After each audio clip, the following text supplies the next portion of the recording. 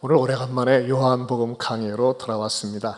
예수님께서는 베드로에게 나타나셔서 내가 나를 사랑하니 하면서 부드럽게 사랑에 대한 확인 질문을 하시고, 베드로도 마음속에 송구스럽고 죄송한 마음이 있지만 주님, 제가 때로는 곁길로 가고 한눈 팔았지만 예수님 사랑하십니다. 예수님 사랑합니다. 내 마음 아시죠? 하면서 아주 그 사랑의 무드, 사랑으로 가득 찬 아주 좋은 분위기 속에서 대화가 진행되고 있습니다. 그런데 그 대화를 딱 마무리하면서 우리 예수님께서 말이죠, 하시는 말씀이 사랑을 주고받았던 내용과는 달리 굉장히 차가운 듯한 말씀을 하십니다. 그 차가운 듯한 말씀이 뭡니까? 18절 말씀을 같이 읽어보겠습니다. 같이 봅니다. 내가 진실로 진실로 네게 이르노니 네가 젊어서는 스스로 띠띠고 원하는 곳으로 다녔거니와 늙어서는 네 팔을 벌리리니 남이 내게 띠띠고 원하지 않으냐는 곳으로 데려가리라. 자, 이 무슨 말씀입니까? 네가 젊어서는 네 마음대로 다녔어. 네가 있잖아, 혁띠도 묶고 싶으면 언제든지 묶을 수 있었고 원하는 곳으로 마음껏 갔어. 근데 나이 먹으면 네가 네 팔을 벌릴 거야. 이 팔을 벌린다는 게 뭐, 이게 벌리는 거 문제가 없죠. 근데 여기서 팔을 벌린다고 하는 그 의미는요, 뭐라고 말씀하고 있느냐? 네가 원하지 않는 곳으로 간다. 죽음을 예고하고 있는 것입니다. 이 죽음도 편안한 죽음이 아닙니다. 19절에 보면 이 말씀을 하시면 베드로가 어떠한 죽음으로 하나님께 영광을 돌릴 것을 가리키심이라라 그랬어요. 즉 십자가에 못 박혀서 베드로도 죽을 것이라고 하는 것을 우리 주님이 예언하고 계시는 것입니다.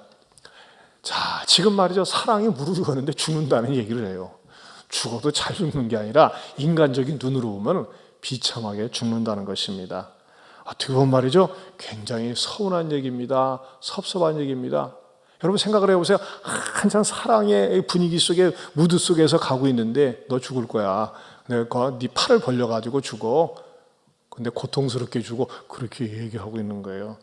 어떻게 보면 예수님 왜 잘 나가다가 네가 나를 사랑하느냐 좋은 얘기하다가 재수없는 말씀하십니까?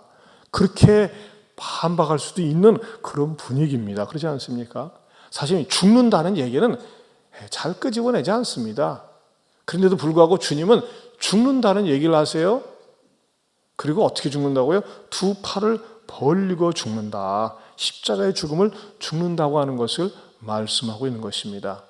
그렇다면 21세기에 사는 우리들에게 두 팔을 벌리고 네가 남이 원하지 않는 곳으로 간다는 말씀의 의미가 무엇일까요? 오늘 설교 제목이 뭡니까? 팔 벌리는 삶입니다. 팔을 벌린다. 자, 이 말씀의 영적인 축복이 무엇인지 말씀드리겠습니다. 첫째는 나 의지가 아니라 주 의지하며 살라는 것입니다. 우리는 주님을 믿고 의지하면서도 나를 의지하며 살 때가 많이 있습니다. 하나님을 믿는 사람은요, 항상 그 기준이 뭐가 되어야 되느냐? 주님 의지합니다. 주님 믿습니다. 그걸 우리 주님이 제일 기뻐하십니다. 그런데도 불구하고 우리는 말이죠, 아니야, 하나님 믿는다는 거는 그건 그렇고 나는 나를 의지해야 되겠어 하면서 자기 의지하며 살 때가 많이 있습니다. 자기 의지한다는 건 뭡니까? 하나님을 믿노라 하면서도 내 식대로, 내 마음대로, 내 스타일대로 산다는 거예요.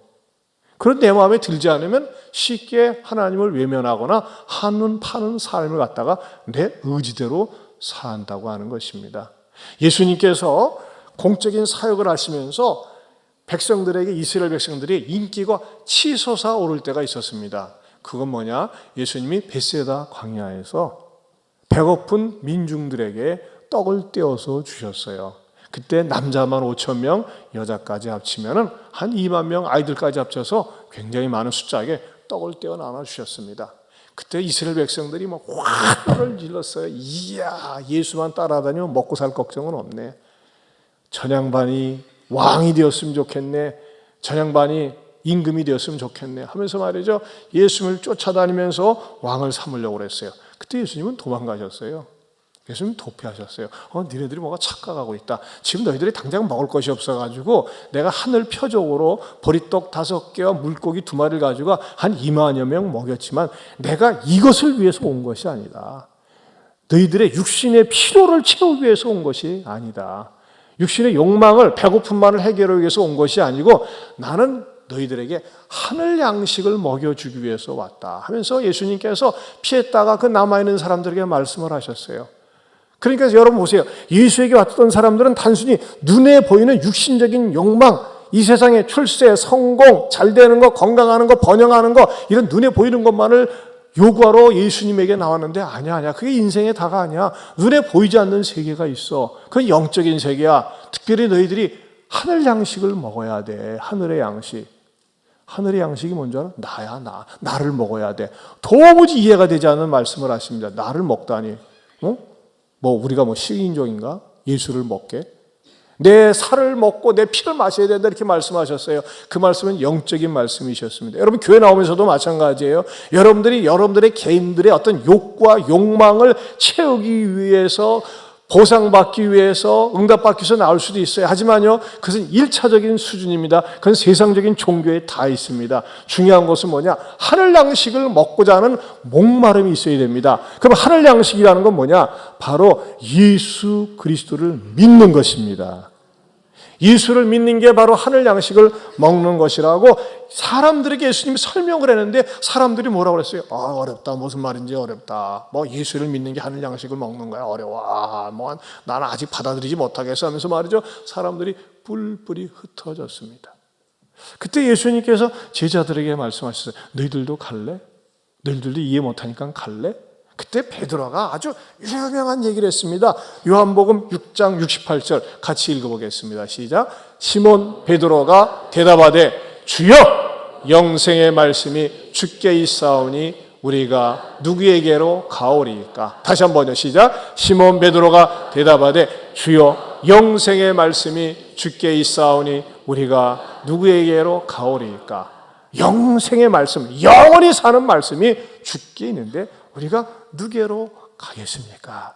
여러분 이 고백은 베드로의 고백뿐만 아니라 저와 여러분의 고백도 될 수 있기를 축원합니다. 영생의 말씀이, 내 영혼을 살리는 말씀이, 나를 천국에 인도하는 말씀이 주께 있기 때문에 세상에 그 어떤 유혹이 있어도 그 어떤 시험이 있어도 나는 넘어지지 않고 사도신앙을 가지고 살겠습니다. 사도신앙이 뭐라고 그랬어요?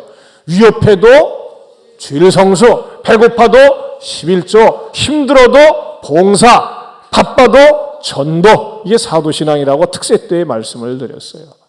여러분 이 영생의 말씀이 죽겠는데 내가 누구에게로 가겠습니까? 했던 베드로가 어땠습니까? 그도 자기 의지하면서 예수님께서 빌라도 법정에서 신문을 받을 때 나도 주님 곁에 같이 가서 신문 받아야 됩니다. 나도 예수님의 제자입니다. 그러지 않고 어디로 갔어요? 모닥불 곁으로 갔어요. 또 예수님께서 분명히 그랬어요. 예루살렘을 떠나지 말고 약속하신 성령이 너에게 임할 때까지 기다리라 그랬는데 아니야, 난 못 기다려. 제자들 충동질 해가지고 낚시질 가지 않았습니까? 고기 잡으러 가지 않았습니까?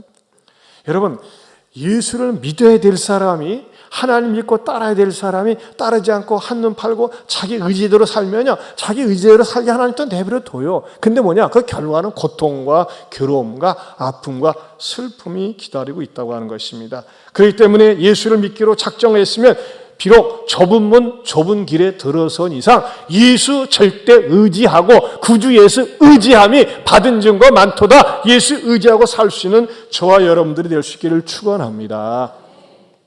여러분 내가요 예수님을 절대적으로 의지하지 않고 살면요 자꾸 해찰하게 돼요. 한눈 팔게 돼요. 그리고 자꾸 인간적인 수단과 방법이 내 삶 속에 끼욱끼욱거리고 그것이 쏙닥쏙닥하고 쑥덕쑥덕하면 거기 넘어간다니까요. 아브라함도 그랬어요. 아브라함은 하나님을 믿는 사람이에요. 75세 때 하나님이 부르셨어요.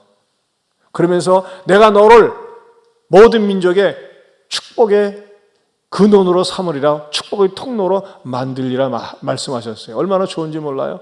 그러면서 너를 통해서 내가 아들을 주겠다, 후손을 주겠다 약속을 하셨어요. 근데 그 약속을 했는데 당장 응답되질 않고 자꾸 시간이 걸려요. 그런 지 10년이 지났어요. 85살이야. 아들이 없어요. 할아버지가 다 됐어요. 그때 사라도 생각할 적에 야, 우리가 늙어가지고 무슨 애가 있겠냐 하면서 사라가 충동질합니다. 여보, 우리도 그래도 자식 하나 아들 하나 있어야 되는 건데 아들 없으니 어떻게 되겠어? 여보, 그러지 말고 내가 데리고 있는 쟤 가져. 하녀, 저 하갈 쟤 첩으로 써. 그래서 쟤 통해서 애 하나 낳게. 원래 한눈 팔고 바람 피는 건 누가 먼저 하는 겁니까? 남자가 하는 거죠. 하죠, 대부분이.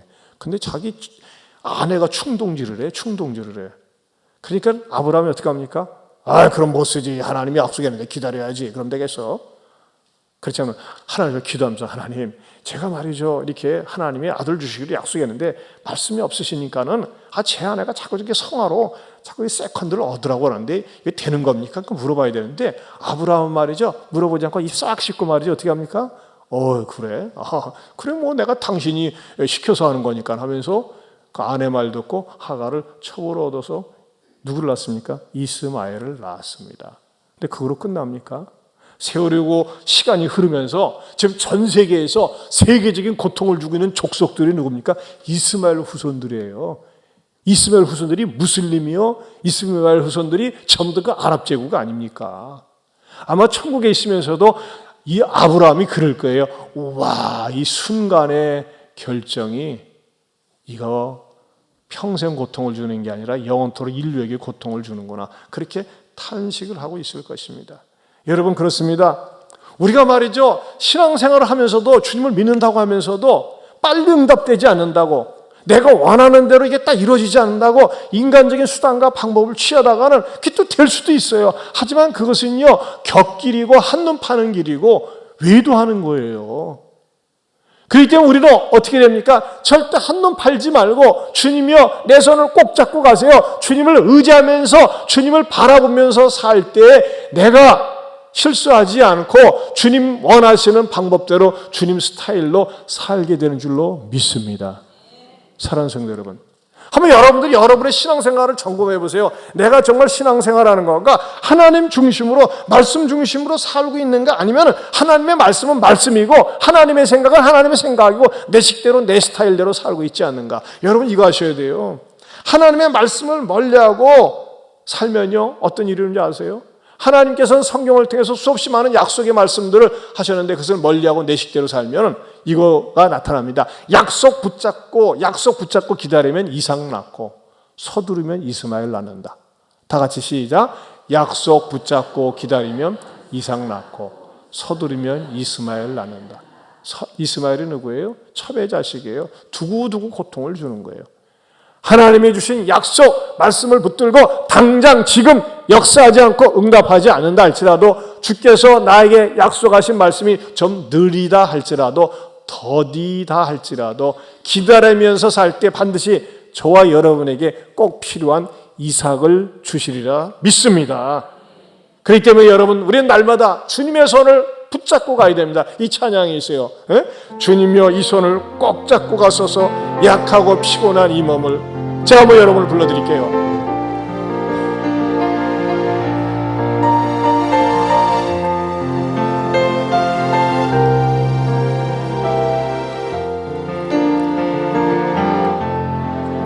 주님이여 이 손을 꼭 잡고 가소서, 약하고 피곤한 이 몸을 폭풍 흑암속 해치사 빛으로 손잡고 날 인도하소서. 우리 2절은 같이 한번 부르겠습니다. 인생이 힘들고 고난이 겹칠 때 주님여 날 도와주소서. 외치는 이 소리 귀 기울이시사 손잡고 날 인도하소서.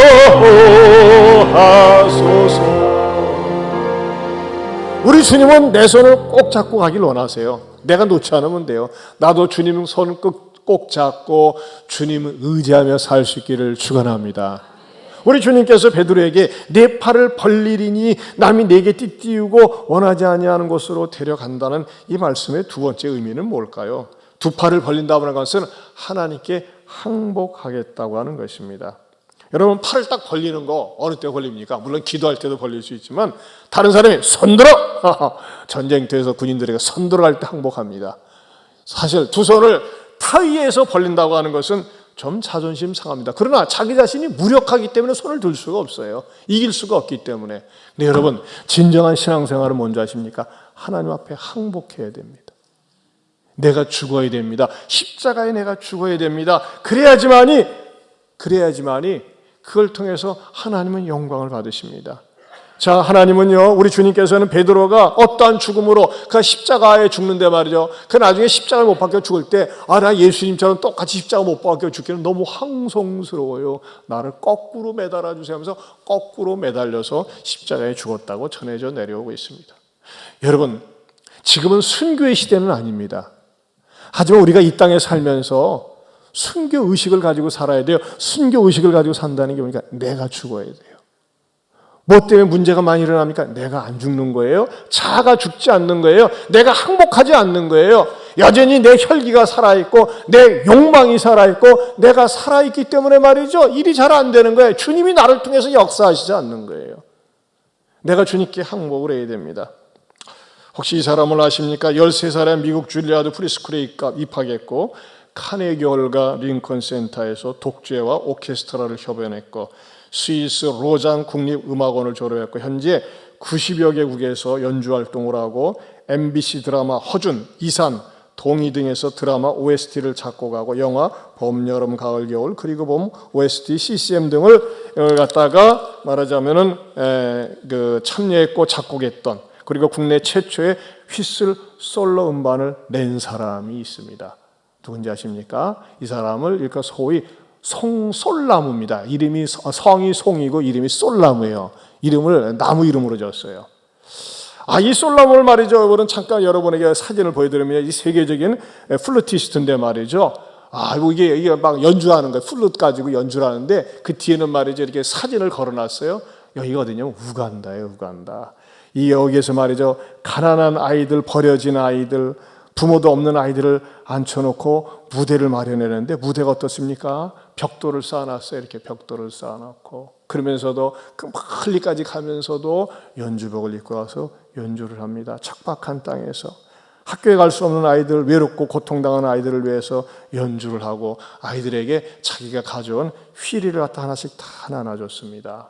그리고 아이들에게 휘리를 가르쳐주고 애들은 좋아가지고 막 띠리띠리 릴리야 릴리야 하면서 말이죠. 이렇게 휘리를 불고 이렇게 다니고 있습니다.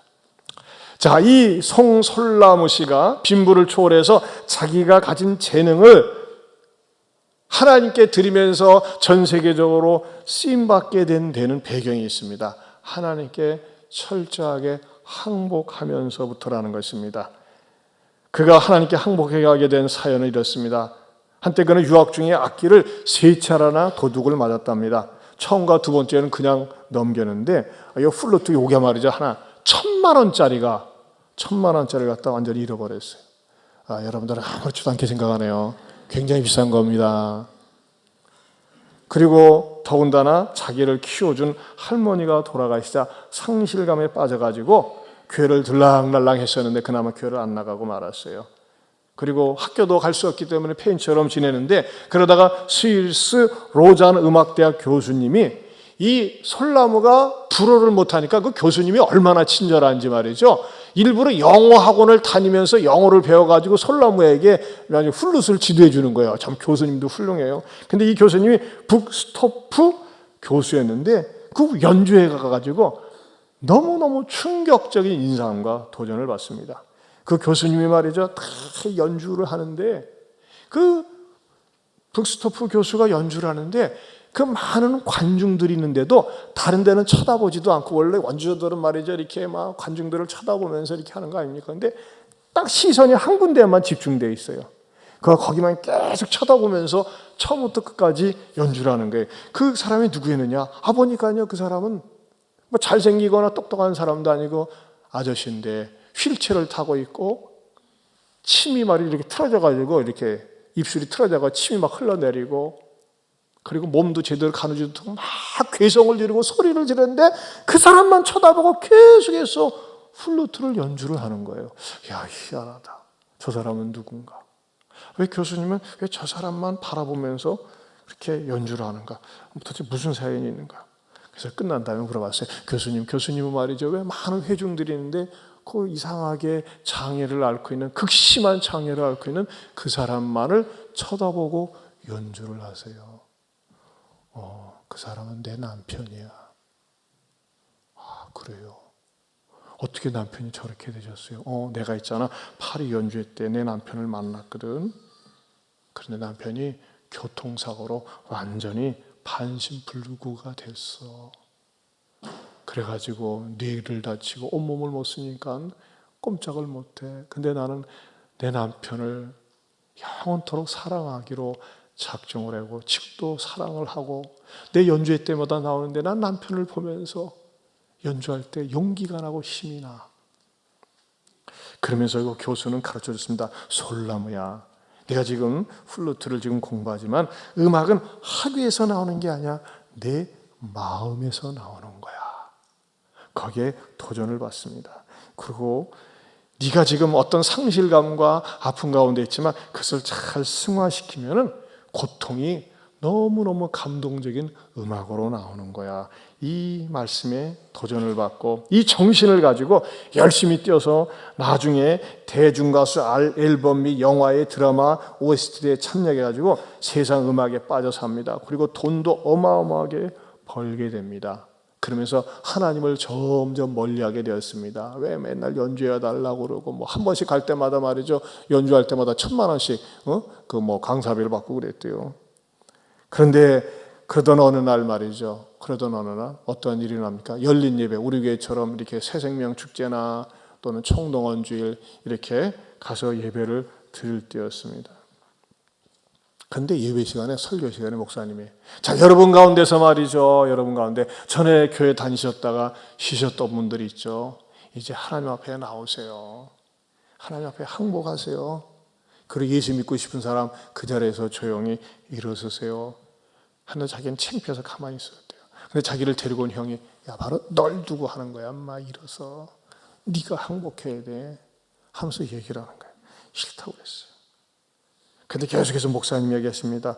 하나님은 지금 기다리고 계세요. 문 밖에 서서 두드리신다고 그랬어요.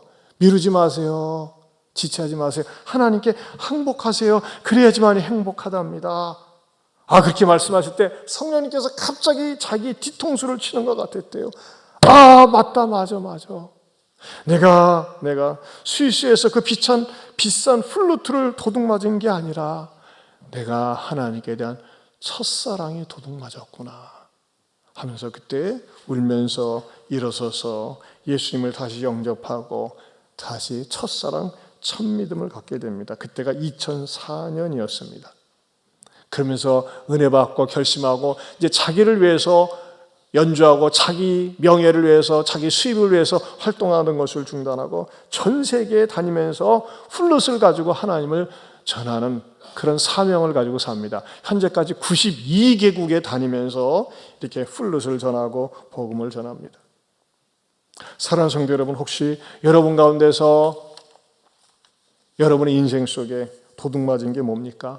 물질 때문에 내 마음을 하나님께 뺏기고, 또는 너무나 분주하고 바쁜 것 때문에 내 마음을 하나님께 빼앗긴 분 안 계세요? 아니에요. 여러분의 마음이 하나님을 빼앗긴 거 아닐까요? 첫사랑, 첫 믿음을 빼앗긴 것 아닐까요? 그런 사람의 마음은요, 세상적인 것으로 채워지지 않아요. 아무리 세상적으로 채워져도요, 목마르고 허무할 뿐입니다. 목마를 때 바닷물을 마시는 것과 같습니다. 다시 하나님 앞에 나오셔야 됩니다. 하나님께 항복해야 됩니다. 하나님, 그렇습니다. 내가 그동안에 세상에 너무나 내 마음을 빼앗겼습니다. 물질에 빼앗겼습니다. 누굴 미워하는 것에 빼앗기며 살았습니다 하면서 하나님께 항복하고 나올 때 하나님께서는 그 사람에게 하늘 평안으로, 하늘 위로로 채워주시리라 믿습니다. 그 다음에 두 팔을 벌리는 삶은 세 번째로 두 팔을 들어주시는 삶을 살 수 있다는 것입니다. 두 팔을 들어주세요. 여러분, 우리가 두 팔을 들 때 항복할 때 들고 기도할 때 들지만요, 뭐 할 때도 듭니까? 환호할 때 들어요. 환호할 때. 좋다고 할 때 그러지 않습니까?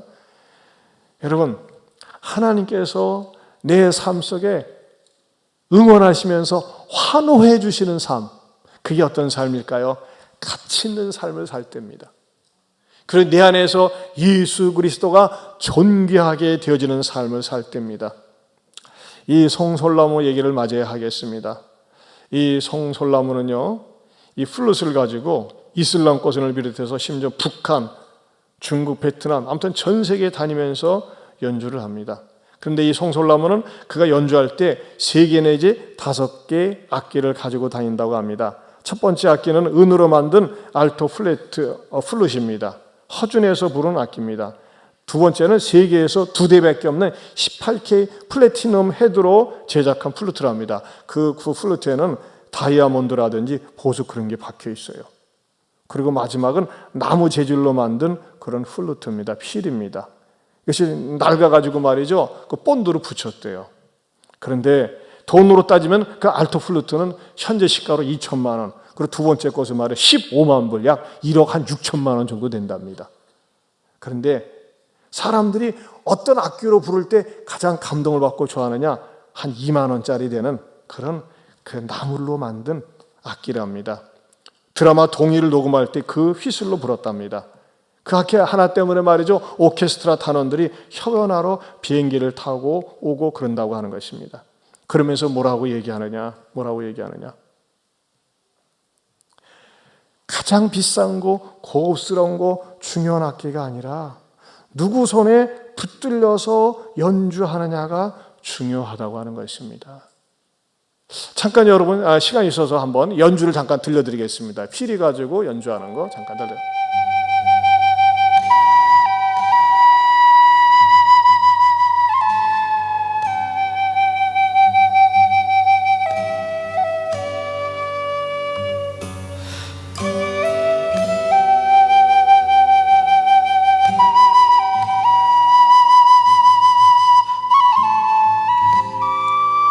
요거 2만 원짜리 악기입니다. 요거 밑에 보면요 1억 5천만 원짜리, 2천만 원짜리 악기들이 밑에 있어요.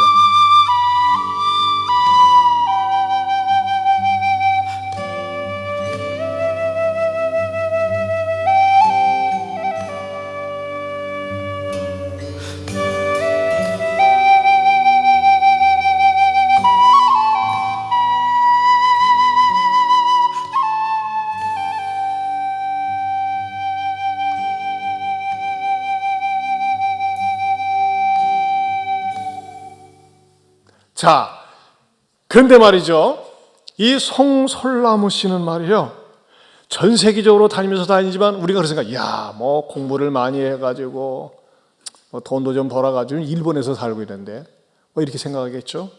하지만 이 형제는요, 사고로 말미암아 전방 십자인대가 파열돼가지고 수술을 받은 오른쪽 다리는 왼쪽에 비해서 70%밖에 못 쓴답니다. 그래서 연주 때 오래 서 있을 수가 없습니다. 그리고 또한 그의 폐에 64%밖에 못 쓰는 심한 천식 환자입니다. 소리를 불어가지고 먹고 사는 사람인데 64%밖에 못 써요. 그리고 2006년부터는 그 복용하는 천식약은 우울증과 불면증, 공황장애를 유발해가지고 연주를 마치고 나면요, 아무리 피곤해도 잠이 오질 않는데요. 그리고 7년 전에는 의사로부터 경고를 받았습니다. 당신 플루트 그만두시오. 그리고 시골에 와서 요양하시오. 그렇지 않으면 빨리 죽습니다. 그렇게 경고를 했답니다. 그런데도 불구하고 그는 플루트를 가지고 전 세계에 다니면서 복음을 전하는 그런 사명을 감당하고 있습니다. 그는 얘기합니다. 왜 하나님이 똑똑한 사람들을 제껴두고 자기 같은 사람을 쓰시는가? 사람들이 그에게 물어봤습니다. 솔라무 씨, 자기 관리는 어떻게 하나요? 앞으로 계획이나 비전은 무엇입니까? 네, 저의 비전은 하나님의 시각으로 보는 것이고 그분께 순종하는 것입니다. 쉬지 않고 복음을 전하는 것이 저의 최고의 자기 관리입니다. 죽는 날까지 주님께 순종하는 것이 나의 비전입니다. 그리고 나의 유일한 비전은 날마다 내가 죽고 그리스도가 내 안에서 사는 것이 비전입니다. 그렇게 그는 고백을 했습니다. 사랑하는 성도 여러분, 이 솔나무의 형편과 우리의 처지는 다르지만 우리들의 마음속에 정말 내가 하나님 앞에 굴복하고 하나님께 항복하면서 내 의지로 사는 것이 아니라 주님의 의지로 살고 날마다 내가 죽으면서 내가 십자가에 못 박힌 채로 주님께 나를 드릴 때 하나님은 나를 통해서 영광스럽고 존귀하게 써주시리라 믿습니다. 어떻게 살기를 원하십니까?